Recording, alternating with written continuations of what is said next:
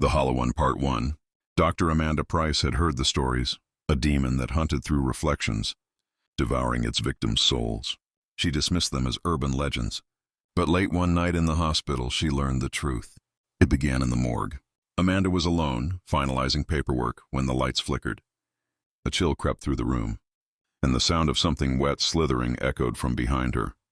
Turning slowly, she saw the steel drawers that held the bodies, all shut tight. Except one. The drawer furthest from her hung open. The sheet draped over the body, sliding to the floor as if tugged by invisible hands. Beneath it, the corpse was gone, replaced by an empty, black void that seemed to swallow light itself. Her breath caught as a clawed hand emerged from the darkness, followed by a grotesque skeletal figure.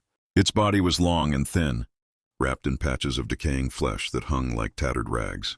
Its face, or what remained of it, was a smooth, featureless expanse, save for two hollow pits where eyes should have been. "You've seen me," it rasped, its voice a hollow echo. "And now you're mine." Amanda ran, her shoes skidding on the tiled floor. But the creature moved faster, its body bending and contorting unnaturally. It didn't walk, it glided, its limbs stretching and snapping into impossible angles. The fluorescent lights above shattered one by one as it pursued her, leaving her in near darkness. She burst into an empty hallway, slamming the door behind her. But the whispers started immediately. Low, guttural voices chanted in an unrecognizable language, growing louder, closer.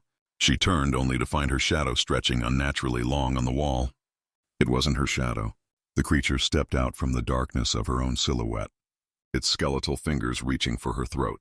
Amanda screamed, but the sound was swallowed by the void around her. As its hands closed around her neck, the creature's hollow face began to shift, molding into something else. Her own face. The last thing Amanda saw was herself staring back, soulless and empty, as the creature dragged her into the void. When the staff found her hours later, the hallway was untouched, no broken lights, no blood. But Amanda was gone. Only her shadow remained, imprinted on the wall, its hand outstretched in silent, eternal terror, like for Part 2.